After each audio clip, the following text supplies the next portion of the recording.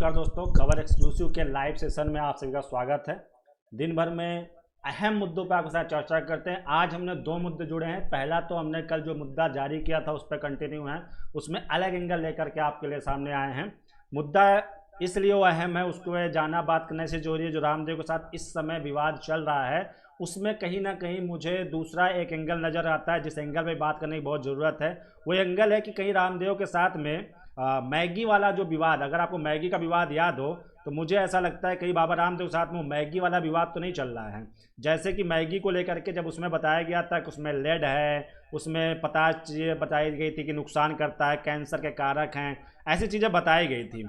लेकिन उसके बाद में उस मैगी को फिर से मार्केट में आती है और वो मैगी अच्छे दामों में लोगों को बिक रही होती है। तो इस मैगी को लेकर के हमारा सवाल इसलिए ज़्यादा है, मैगी वाला एंगल इसलिए हम आपसे सामने जाहिर कर रहे हैं क्योंकि उसको समझना की ज़रूरत है। उस पर हम बात करेंगे और ये भी बात करेंगे कि बाबा रामदेव के साथ जब जब कोई ऐसा विवाद आता है तो बाबा रामदेव की ग्रोथ और बढ़ जाती है। 2000 करोड़ से शुरू हुई उनकी इंडस्ट्री, 2000 करोड़ की पहुंच गई, शून्य से शुरू हुई और फिर 4000 करोड़ की, और वर्तमान में जो उनका आंकड़ा बताया जा रहा है वो तकरीबन आज के 1 साल पहले का मैं आपको बताता हूँ 12,000 करोड़ का उनका इस समय का पतंजलि की बिजनेस मार्केट है। 12,000 करोड़ की उनकी कंपनी कीमत है जो तकरीबन आज के 1 साल पहले किया। अब कितनी है उसकी नहीं पता है। लेकिन एक बात और सामने निकल के आ रही है, सभी लोग कह रहे हैं कि बाबा रामदेव को सरकार का बहुत सपोर्ट है, हमेशा सरकार का साथ रहता है। तो अगर उनको सरकार का सपोर्ट रहता है तो मुझे एक चीज़ ये भी बताइए, अगर सरकार का सपोर्ट तो आखिर अभी क्या ऐसा हो गया कि जब उनको सरकार सपोर्ट नहीं कर रही है? इस पे भी थोड़ा सोचने की ज़रूरत है कि आखिर अगर सरकार उनको पूरी तरह सपोर्ट कर रही थी, उनके हर प्रोडक्ट को लेकर के अगर कभी भी उनको विवादों में आने नहीं दिया, ये सब चीज़ें अगर आप बातें कर रहे हैं तो इस पर भी चर्चा करना बेहद ज़रूरी है। तो रामदेव के साथ आज सरकार खड़ी क्यों नहीं है? आखिर रामदेव को आज सरकार ने क्यों छोड़ दिया? उनको हर मुद्दे पे सपोर्ट करने वाली सरकार आज सपोर्ट क्यों नहीं कर रही है? इस पर भी हम चर्चा करेंगे और बात हम करेंगे आज भारत चीन के मुद्दों को लेकर के जो जबरदस्त सियासत शुरू हो गई है। इस बात की कंपटीशन शुरू हो गई है कि राष्ट्रभक्ति का प्रमाण पत्र कौन देगा।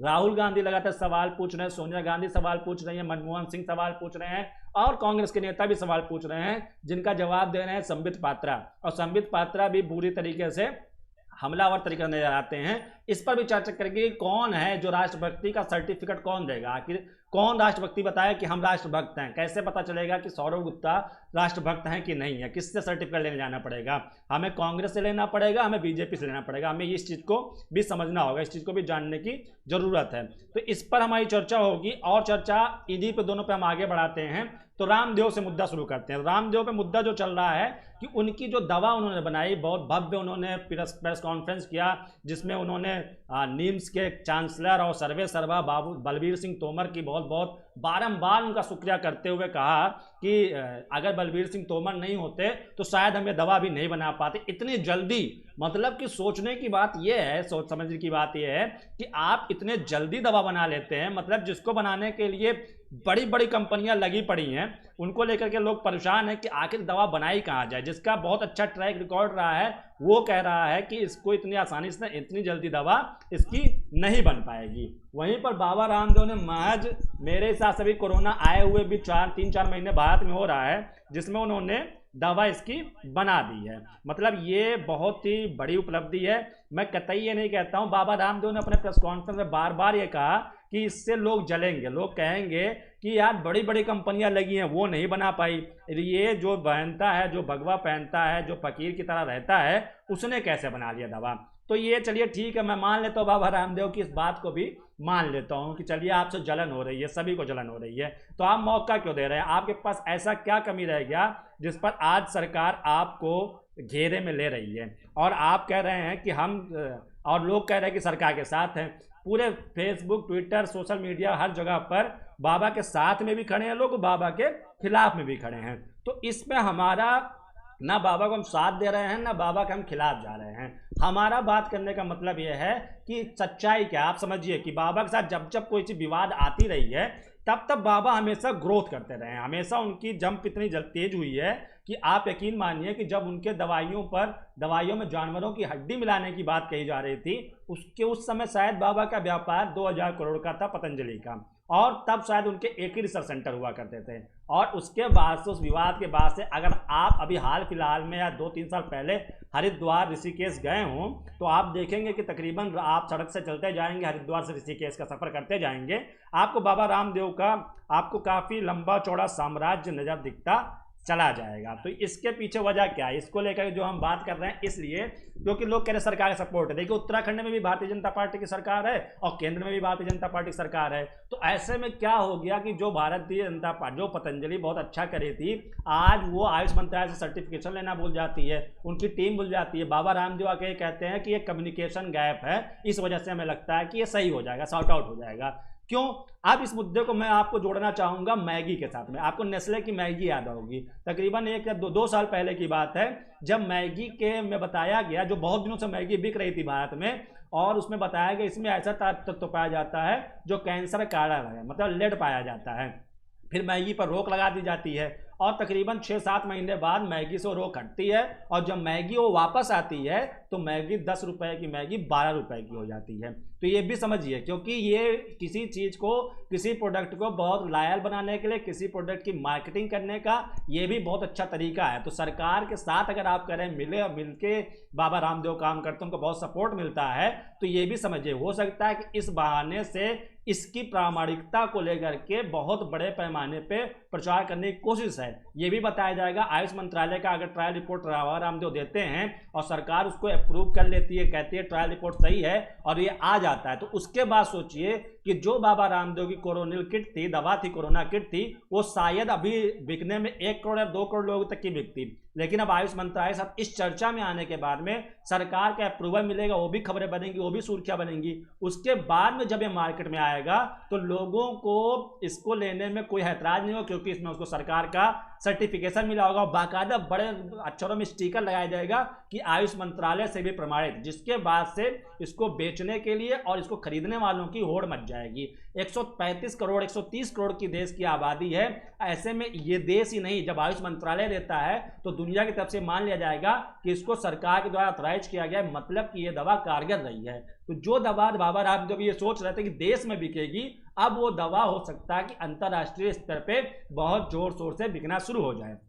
दूसरी बात, हरिद्वार सरकार ने भी ये कहा कि बाबा रामदेव ने हमसे सर्दी जुकाम और इस तरह की दवा की परमिशन ली थी और उन्होंने कोरोना की दवा करके लॉन्च कर दिया। तो बाबा रामदेव ने कहीं भी अपने प्रेस कॉन्फ्रेंस में ये कहा ये कोरोना से लड़ने का कारक है, कोरोना को हरा देगा, लेकिन लगातार बार बार सर्दी जुकाम डायबिटिक इनसे बचने की सलाह दे रहे थे। और ये पहली बात तो ये भी क्लियर उन्होंने किया था रामदेव ने कि ये कोरोना के शुरुआती लक्षण के लिए है, अभी बहुत ही एक्सट्रीम केस में जाने पर यह अभी कोरोना का इलाज कर सकता है या नहीं कर सकता है, इस पर अभी ट्रायल बाकी है। तो सवाल यहाँ पे ये उठता है कि जब तक किसी मेडिसिन की पूरी तरीके से ट्रायल नहीं हो जाती है, शुरुआती लक्षणों से बचाने के लिए बहुत सारी दवाइयाँ, बहुत सारे आयुर्वेदिक चीज़ें बनती हैं, और मैं ये बहुत दिली आर्थिक कामना करता हूँ कि भारत से ही वो मेडिसिन निकले, कोरोना का जो इलाज निकले वो भारत से ही निकले, चूँकि यहाँ का आयुर्वेदा से निकले, क्योंकि आयुर्वेदिक तरीके से आयुर्वेदा ही सर्दी जुकाम, अगर आप अपने घरों पे रहते हैं, अगर आपको कभी सर्दी जुकाम लगती है या खांसी आता है,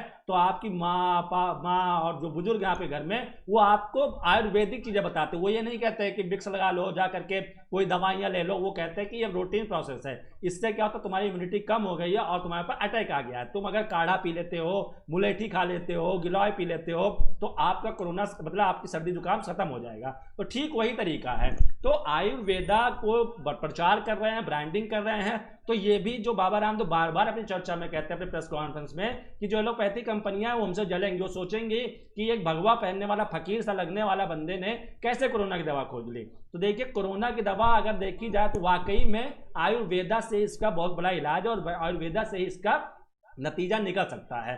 तो इस मुद्दे पे बाबा रामदेव को जो लोग भी सोशल मीडिया पे घेर रहे हैं, उनका काम आलोचना है। उनको ये लगता है कि बाबा रामदेव हर दवाओं में गोमूत्र डालते हैं, हर दवा में गोबर डालते हैं, हर दवाएं ऐसे ही बनाते हैं। ऐसा नहीं होता है, औषधियाँ होती है। आयुर्वेदा का मतलब गोमूत्र और ये गोबर नहीं होता, आयुर्वेदा का मतलब वनस्पतियाँ होती हैं और बहुत सारे मेटल्स होते हैं, उनका भी इस्तेमाल किया जाता है। तो इस तरीके से जो भी चर्चाएं कर रहे हैं उस पर थोड़ा सा बात की जरूरत है। अब बात आते हैं कि रामदेव के साथ ही ऐसा क्यों क्यों हो रहा है? रामदेव के साथ जब हड्डियों वाली विवाद आए थे कि दवाइयों में हड्डियां मिलाने की, उसके बाद सर बीजेपी की सरकार आती है और रामदेव का बिजनेस फिर से बढ़ जाता है। फिर उनकी एक दवा आती है कि पुत्र रत्न प्राप्ति की, मतलब इस दवा को खाते ही आपको बेटा ही होगा, इस बार की गारंटी दे रहे थे। एक तो बाबा रामदेव सर एक बहुत बड़ी दिक्कत है, वो हर दवाई के साथ में गारंटी देने लगते हैं। गारंटी वो भी ऐसा नहीं, जैसे कि बहुत बड़ा डेटॉल कंपनी है, वो भी कीटाणु मारने की दवाई को जब देता है तो गारंटी देता है 99.99% देता है, मतलब वो भी 0.01% छोड़ देता है। लेकिन बाबा रामदेव ये 0.01% भी नहीं छोड़ते हैं और 100% ही दावा कर देते हैं, जिस पर सवाल उठना शुरू हो जाता है। 100% का मतलब होता है कि मतलब 100% एक्यूरेट तो भगवान ने आज तक की इंसान को नहीं बना पाया, खुदा ने आज तक की इंसान को नहीं बना पाया, तो फिर ये 100% एक्यूरेट की दवा आप कैसे बना देते हैं? तो ये थोड़ी सी दवा करने में हाइपोथेटिक, मतलब कुछ तरीके से मतलब हाइपरबोलिक बोल जाते हैं बाबा रामदेव, 100% बोल जाते हैं, जिसको लेकर सवाल खड़े हो जाते हैं। अगर वो इस कोरोना की दवा को लेकर ये कहते हैं कि हमने इसको ट्रायल किया और अच्छे प्रभाव मिल रहे हैं, अच्छे प्रतिक्रियाएं आ रही हैं और ये शुरुआती लक्षण पे कारगर है, तकरीबन 100 में से 90 लोग इससे सही हो जा रहे हैं, मतलब वो ठीक हो जाए, जिनका शुरुआती लक्षण है। लेकिन उनके पूरे प्रेस कॉन्फ्रेंस में ये उन्होंने नहीं कहा कि इसके शुरुआती लक्षणों में होता है, इन्होंने बहुत लाइटली इस बात को कहा था, जिसके बाद सोशल मीडिया पे जो इनके आलोचक हैं चाहे जो समर्थक हैं, उन्होंने भी इस पर बात को गौर किया कि 100%। अब कई लोग क्या होता है कि एक तो यहाँ पे भक्ति नाम पर और देशभक्ति के नाम पर, स्वदेशी के नाम पर इतना ज़्यादा लोग माइंड डाइवर्ट है उनका दिमाग इतना ज़्यादा खुला हुआ है कि उनको जैसे लगता है कि स्वदेशी है, अच्छा ले लो, अच्छा ये स्वदेशी है ऐसा कर लो, मतलब देशभक्ति की चाशनी में डुबो करके अगर इनको रियलमी और रेडमी का ही फ़ोन दिया जाए, उस पर मेड इन इंडिया लिख दिया जाए और लिख दिया जाए कि मेरा भारत महान, तो ये उस फ़ोन को भी महंगे में खरीद लेंगे, और ऐसा होता भी रहा है। तो इस चीज़ को थोड़ा समझने की जरूरत है। बाबा रामदेव सर विवाद आते रहे, पुत्र रत्न वाली दवा आई, उस पर विवाद होता रहा, उसके बाद में रामलीला में काला धन वापसी का बात किया और उसके बाद में इनको सलवार पहन के भागना पड़ा जब कांग्रेस की सरकार थी, उसके बाद इनको और भी इनका बिजनेस बढ़ा। तो मतलब जब जब बाबा रामदेव चर्चाओं में आते रहे हैं, उनके ऊपर कोई आरोप लगते रहे हैं, उसके बाद जब वो निकले हैं तो उनकी कंपनी पतंजलि जो है वो काफ़ी ग्रोथ कर गई है। तो इस चीज़ को लेकर के लगातार चर्चाएं इसलिए जो हो रही है। अब बाबा रामदेव पे हमने आपके साथ कल कई बातें की थी, एक तो जिनके साथ वो मिलकर के इस दवा को बना रहे थे, जिसका बारंबार वो धन्यवाद कर रहे थे, बलबीर सिंह तोमर के ऊपर ये ऐसा आरोप रहा है, और उनकी यूनिवर्सिटी को लेकर जो हमने रिसर्च किया, वो कहते हैं लोग कि आप पैसे लेके जाइए आपका बेटा डॉक्टर बन जाएगा। उनके ऊपर यौन शोषण का भी आरोप लगा है, मतलब काफ़ी कल्पित टाइप के इंसान रहे हैं। लेकिन उनकी बातें जो आपको बड़ी बड़ी साइटों बड़े बड़े चैनल से बताया जा रहा है कि राजीव गांधी अवार्ड पाए हुए हैं, ये सब पाए, तो देखिए अवार्ड पाना और ये सब चीज़ें पाने की बहुत चीज़ें होती हैं। कई सारे ऐसे अवार्ड पाने वाले आपको जेलों में मिल जाएंगे, जेल में भी पाए जा रहे हैं, जिनको बहुत बड़े बड़े सम्मान मिले और वो मरेंगे तो उनकी शव को तिरंगे में लपेट के ले जाएगा, लेकिन वो 6-6 साल जेल में भी रहे हैं, उनको वोट देने का अधिकार नहीं रहा है। जैसे कि आपको बहुत सारे एग्जाम्पल आप अगर बहुत नेताओं को देखेंगे तो जेल नहीं, जब वो मरे हैं तो उनको तिरंगे में लपेट के ले जाया गया है। तो ये सब चीज़ें कहना गलत है, उनके ऊपर आरोप रहे हैं। खैर आरोप की पुष्टि हुई कि नहीं, इसकी बात अभी वो सब अंडर ट्रायल है, लेकिन अभी उनके पास आरोपित था और उसके बाद में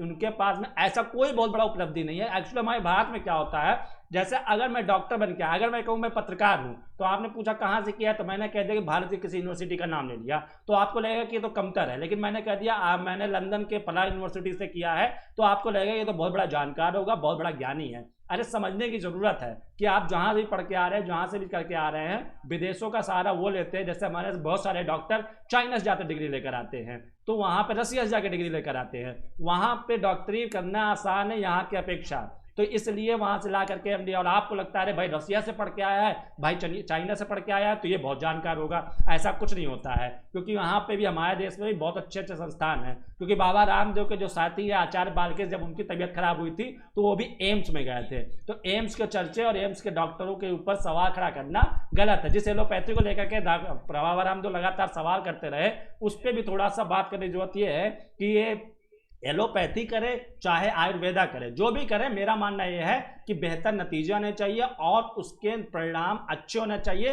पूरे जो भी आपके सरकारी तरीके हैं, जो भी उसकी सर्टिफिकेशन है, उसको लेकर के आइए। तो बाबा रामदेव पर लगातार चल रहा है विवाद, ये लगातार जारी है, इस पर लोग चर्चाएं कर रहे हैं, इस पर बात कर रहे हैं। श्री पटनायक जो आयुष मंत्रालय के मंत्री हैं, उन्होंने कह दिया कि उनकी रिपोर्ट कोई जांची जाएगी, ये होगा। लेकिन मुझे लगता है कि यह विवाद पूरी तरीके से नेस्ले की मैगी की तरह है, जिसमें कभी लेड पाया जा रहा था, कैंसर का कारक था। आज वो मैगी खुलेआम बिक रही है, लोगों को बिक रही है, अब कोई चर्चाएं नहीं होती है। कहीं ना कहीं कोई ना कोई ये सरकार और बाबा के बीच में कोई पेच फंसा है जिसको सुलझाने के लिए बाबा के ऊपर ऐसा दबाव बनाया जा रहा है, और वो सुलझते ही बाबा को आयुष मंत्रालय का भी सर्टिफिकेट मिल जाएगा। ये सब चीजें बातें ये ऑफ द रिकॉर्ड है, ये बातें सिर्फ मैं आपके सामने कह सकता हूं, ये शायद आपके सामने जो बड़े बड़े चैनल्स हैं, बड़े बड़े पत्रकार हैं, वो नहीं कहेंगे, क्योंकि उन्होंने आपके सामने बलबीर सिंह तोमर की भी सच्चाई सामने नहीं रखी।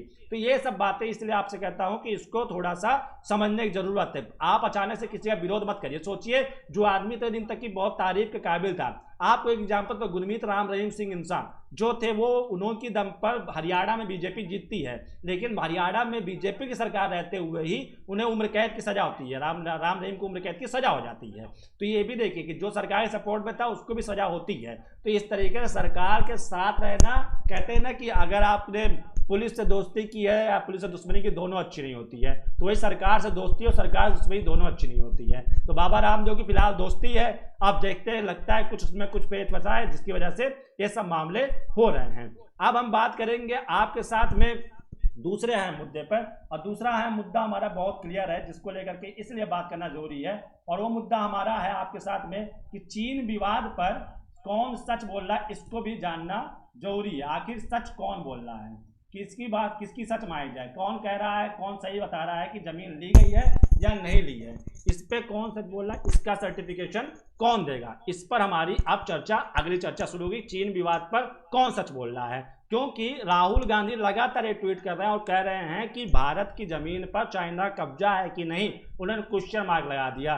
सोनिया गांधी ने सवाल उठा दिया, मनमोहन सिंह ने सवाल उठाया, संबित पात्रा आके कहते हैं कि राहुल गांधी जो बात कर रहे हैं वो देश हित को भ्रमित करने के बात करें, देश हित में नहीं है वो बात करने की। वहीं पर अगर हम आपको बता दें कि ऐसा नहीं है कि, और उन्होंने कहा कि प्रधानमंत्री खामोश क्यों हैं, ये सब चीज़ें क्यों हैं, राहुल गांधी ने बातें कही तो उन्होंने कहा इस तरीके से प्रधानमंत्री के लिए शब्द बोलना भी बहुत गलत बात है। तो पहली बात तो ये है कि अगर ये बात बीजेपी कह रही है तो पहले उसको ये बात पता करना होगा, ये बात समझ लेनी होगी, जब मनमोहन सिंह की सरकार पर 10 सालों तक थी तो उनकी तरफ से क्या क्या चीज़ें प्रधानमंत्री को बोली गई थी, क्या क्या शब्दों का इस्तेमाल किया गया था, जिनके शब्दों का इस्तेमाल शायद मैं भी ना करूं, क्योंकि इस तरीके के शब्दों का इस्तेमाल मैं करने के सख्त खिलाफ हूं, क्योंकि देश का प्रधानमंत्री एक संवैधानिक पद है और देश का रिप्रेजेंटर होता है, चाहे वो कांग्रेस हो चाहे बीजेपी हो। लेकिन जब जो विपक्ष में होता है वो देशभक्त बनने की कोशिश पूरा करता है। अब ये नहीं समझ में आता है कि देशभक्ति का प्रमाण पत्र लेने किससे जाएं, राहुल गांधी के पास चले जाए, सोनिया गांधी के पास चले जाए, प्रियंका गांधी के पास चले जाए, या संबित पात्रा के पास चले जाए, बीजेपी के किसी नेता के पास चले जाए। आप चीन विवाद को लेकर के कोई मामला क्लियर करने को तैयार नहीं है। आपको टीवी चैनल्स पे दिखाया जा रहा है, मैंने कल भी इस पर चर्चा की थी, आज इस पर अहम चर्चा इसलिए करना चाहता हूं क्योंकि ये चर्चा बहुत अहम है, इस पर बात होनी चाहिए, क्योंकि इस पर बात अभी तक की किसी ने करने की हिम्मत नहीं की है। जैसे कि जब हमारे यहाँ 26 जनवरी का कार्यक्रम होता है तो हम किसी राष्ट्र के नेता को बुलाते हैं, अंतर्राष्ट्रीय नेता को बुलाते हैं। ऐसे ही रूस में हमारे राजनाथ सिंह गए, उनके यहाँ विक्ट्री परेड था, नाजी जर्मन पे सोवियत रूस की जीत का जश्न था, विक्ट्री परेड थी, तो वहाँ पर उन्होंने बात किया। अब कहना है यस 400 जो है डिफेंस मिसाइल सिस्टम वो लाया जाएगा, और चीन इससे कांप उठा है, जो चैनलों में बताया जा रहा है उस पर मैं बता रहा हूँ कि चीन इससे कांप रहा है और उसने रूस से रिक्वेस्ट किया है, दरख्वास्त किया है कि भैया ये मत दो। अब बहुत हंसी वाली बात यह है कि मतलब एक मिसाइल से पूरा का पूरा चीन डर गया और उसने कह दिया कि भैया मत दो। उसे नहीं ये पता था कि चाइना, भारत के साथ में रसिया खड़ा है, और जो भारत है वो रसिया से हथियार खरीदता है, और भारत की कैपेबिलिटी इस समय है,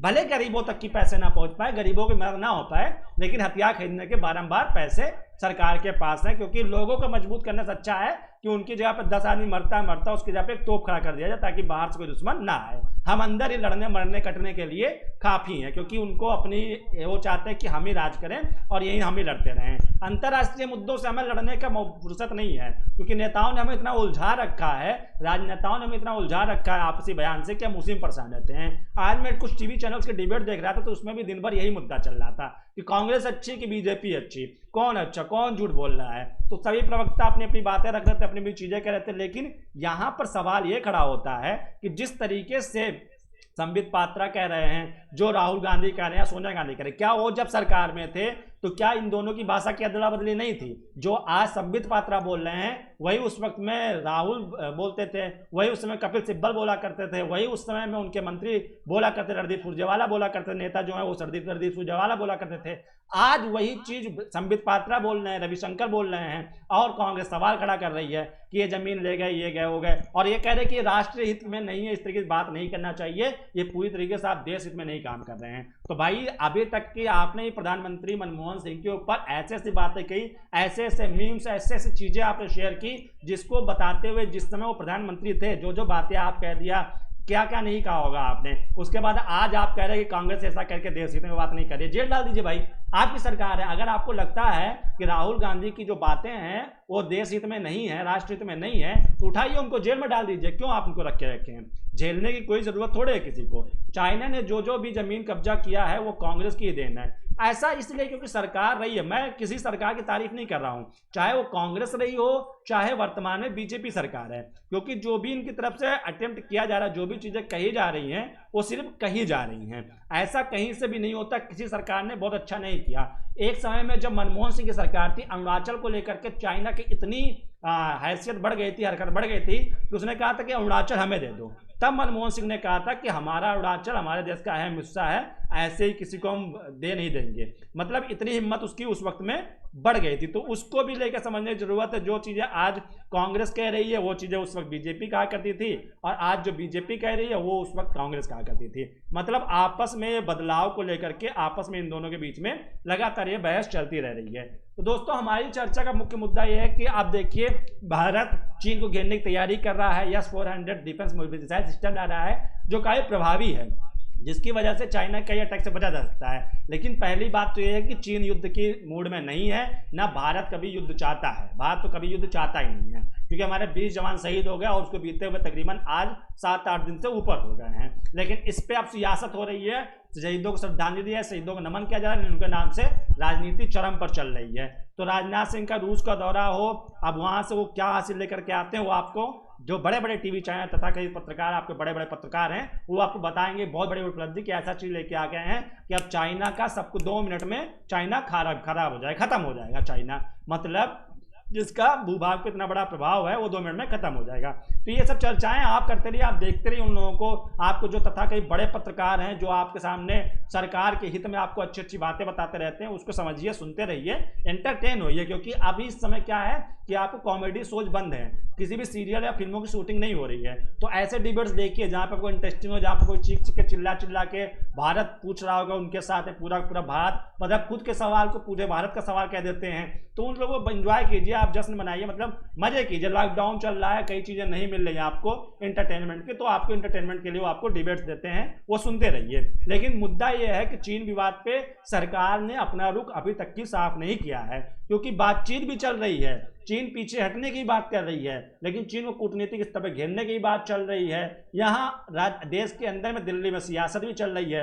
तो एक्चुअली में चाइना पर देश की जो सरकार है, मोदी सरकार है, वो क्या कर रही है, इस पर जवाब देना होगा। और जहां तक बात रही राष्ट्रभक्ति के प्रमाण पत्र का, तो ये पिछले 7-8 सालों से यही नहीं तय हो पा रहा है कि भैया देशभक्ति कौन साबित कर देगा, कौन देशभक्त है। राहुल गांधी देशभक्त है, संबित पात्रा देशभक्त है, नरेंद्र मोदी देशभक्त है, अमित शाह देशभक्त है, या कौन देशभक्त है? इस बात का प्रमाण पत्र कौन देगा? कौन बताएगा कि ये यहाँ पे बैठा खबर एक्सक्लूसिव पर सीधी बात सौरभ के साथ करने वाला व्यक्ति देशभक्त है कि नहीं है? क्या मुझे कोई टैटू करवाना पड़ेगा या मुझे कुछ लिखवाना पड़ेगा जिससे मैं ये साबित हो जाए कि मैं देशभक्त हूं? तो इस देशभक्ति का पैरामीटर, देशभक्ति का प्रमाण पत्र कौन देगा, इस पे भी चर्चाएं जरूरी है, क्योंकि यही मेरा मुद्दा है। क्योंकि मैं जब से बहुत दिनों से ये चीज देख रहा हूं और इस मुद्दे पर आप लोगों से बात करना चाहता हूं।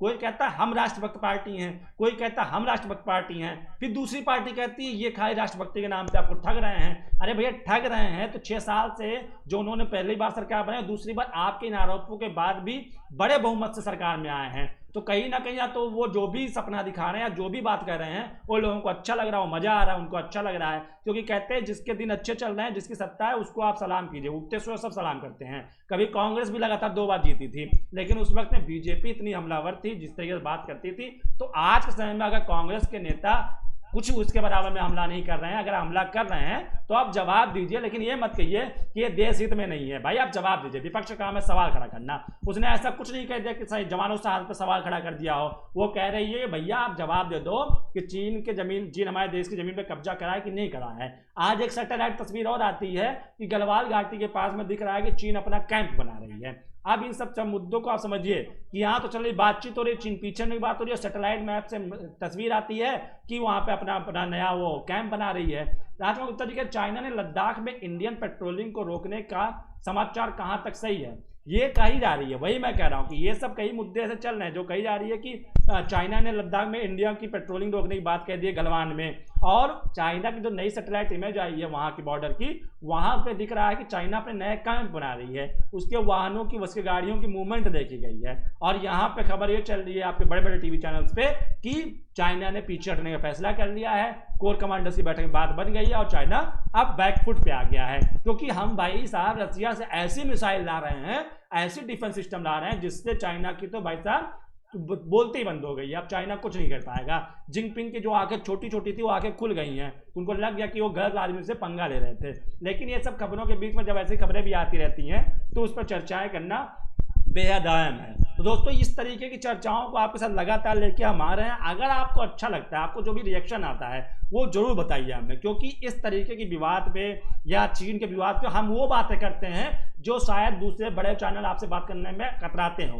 देखिए पतंजलि को लेकर, बाबा रामदेव को लेकर कोई चैनल इतने ज्यादा एग्रेशन में बात नहीं करेगा आपके सामने, क्योंकि उनके चैनल पे आप देखते होंगे बाबा रामदेव की देसी घी का ऐड चल रहा है, टूथपेस्ट का ऐड चल रहा है, शैम्पू का ऐड चल रहा है। तो बाबा रामदेव इन प्राइवेट चैनलों को बड़े बड़े ऐड देते हैं, जिसकी वजह से बहुत ज्यादा उनके खिलाफ नहीं बोलते हैं। इसीलिए थोड़ा इसको समझिए, जिस तरीके से बात की जा रही है उस बात को समझिए। जैसे ऐड छिन जाता है जब इन टीवी चैनल्स पे बाबा रामदेव का ऐड नहीं होता है, तो अचानक से बाबा रामदेव की मैगी में भी कीड़े मिल जाते हैं, कहीं कंचे मिल जाते हैं, कुछ मिलने लगते हैं। तो ये सब चर्चाएं इसलिए बहुत ज़्यादा खुल के आपके साथ मैं इसलिए कर रहा हूं क्योंकि मैं आपके साथ में आज़ाद और एकदम हिम्मत वाली पत्रकारिता इसलिए करता हूं क्योंकि मुझे इनसे कोई डर नहीं लगता है। मुझे भारतीय संविधान में पूरा भरोसा है और अगर कोई मेरे ऊपर कोई एक्शन लेना चाहता है तो खुलेआम ले सकता है, क्योंकि मैं जो भी बातें कहता हूं प्रमाण पे कहता हूं और उस बात को मैं साबित भी कर दूंगा।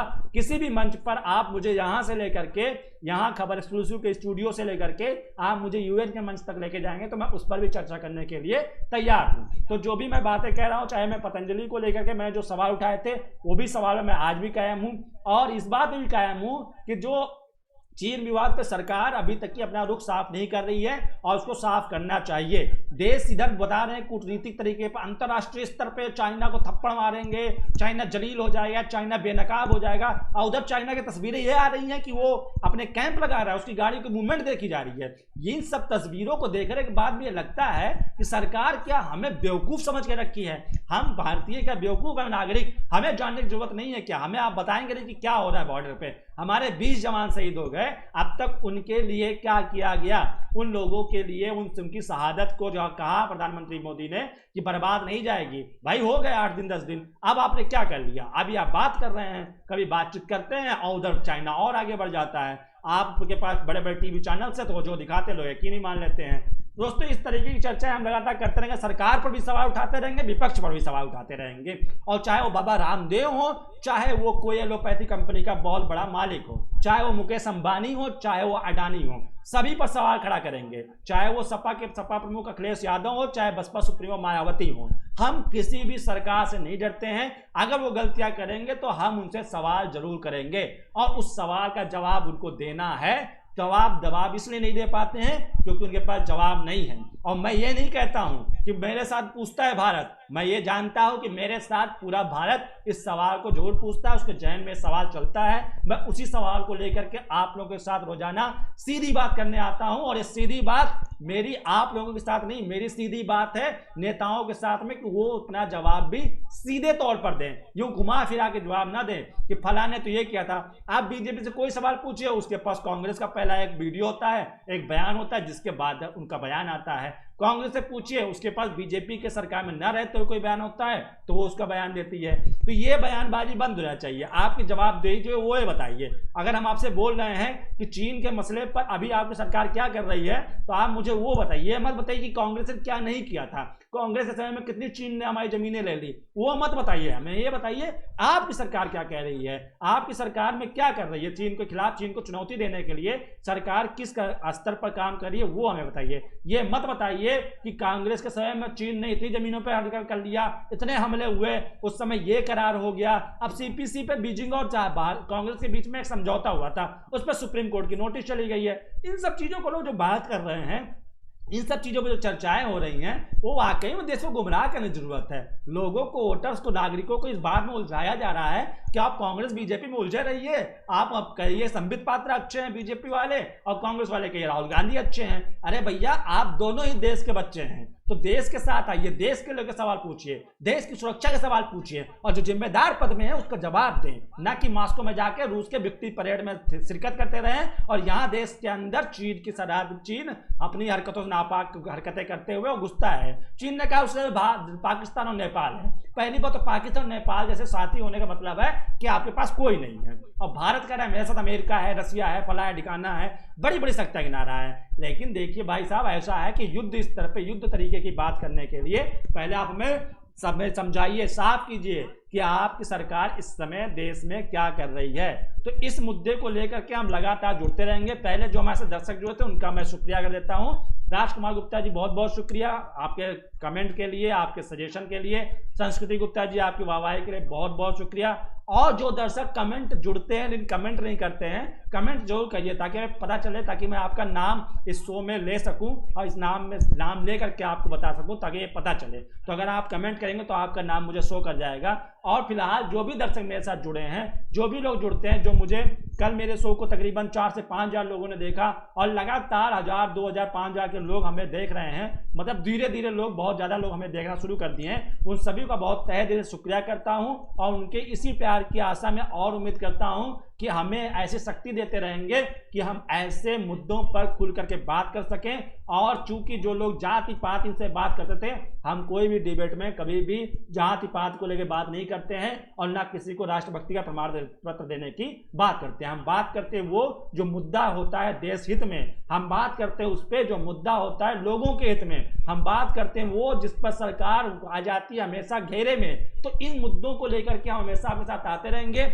अब रोजाना रात 8 बजे हम रात 8 बजे आते हैं आपके साथ खबर एक्सक्लूसिव के फेसबुक पेज पर, सीधी बात लेकर के मेरे यानी सौरभ के साथ में। तो आप रोजाना 8 बजे फटाफट आ जाए कीजिए। अगर नोटिफिकेशन ऑन नहीं किया है तो नोटिफिकेशन ऑन कर लीजिए, हमारे पेज को लाइक नहीं किया है तो लाइक कर लीजिए। और ये शो आपका यहाँ से खत्म होने के बाद में आपको इसको यूट्यूब में भी मिल जाएगा, तो उसके लिए आप हमारे यूट्यूब चैनल को भी सब्सक्राइब कर लीजिए और उसको, उसमें जो बेल का बटन होता है वो भी दबा दीजिएगा, ताकि जब भी जैसे अपलोड होगा आपको नोटिफिकेशन आ जाएगा। तो अपने दोस्तों से शेयर करके भी बात कर सकते हैं। और अगर आपको लगता है कि मैं बात सच करता हूं तो हमें सपोर्ट कीजिए, कमेंट कीजिए। अगर लगता है मैं बात गलत कहता हूं तो आप हमें विरोध कीजिए, क्योंकि मैं हर बार ये कहता हूं, हम मोदी सरकार नहीं है कि हमारी बुराई करेंगे तो आपको जेल में डाल देंगे। आप हमारी बुराई कीजिए, हम उसको भी अच्छा मानते हैं, तारीफ करेंगे, हम उसको भी सिराकों पे लेंगे। तो जो भी चीज़ आपको जैसा भी लगता है आप सही से हमें कमेंट कीजिए, सही रिएक्शन दीजिए, कोई झूठ बोलने की जरूरत नहीं है, क्योंकि खबर एक्सक्लूसिव का मतलब है सच, और सच वही है जो आप कहते हैं, जो जनता सोचती है, जो बात उसके सामने परोसी जाती है। लेकिन हम उस परोसने वाले सच से भी आगे जाते हैं और वाकई का हकीकत लेकर के आपके सामने आते हैं। दोस्तों, आज का प्रोग्राम कैसा लगा? आज हमने दिन भर की 2 अहम मुद्दों बात की। एक रामदेव के कोरोना की दवा के विवाद को लेकर के, और दूसरा चीन विवाद पर कौन सच बोल रहा है, इन विवादों को लेकर के। ये दोनों मुद्दे ऐसे हैं जिस पर चर्चाएं अभी लगातार जारी रहेंगी, और जब तक कि इस पर कोई बड़ा फैसला नहीं आता है हम बने रहेंगे। और आपसे उम्मीद करते हैं आप लोगों का, दोस्तों का, आप लोगों दर्शकों का ऐसे ही प्यार मिलता रहेगा। तो कल फिर जुड़ेगा रात 8 बजे मेरे साथ, यानी सौरभ के साथ सीधी बात, सौरभ के साथ में खबर एक्सक्लूसिव के फेसबुक पेज पे। हमें लाइक कीजिए, शेयर कीजिए और यूट्यूब पे हमें सब्सक्राइब कीजिए। धन्यवाद, शुभ रात्रि, कोरोना से सुरक्षित रहिए और अपने घर वालों को भी सुरक्षित रखिए। तो इसी के साथ आज के कार्यक्रम बस इतना ही। शुभ रात्रि।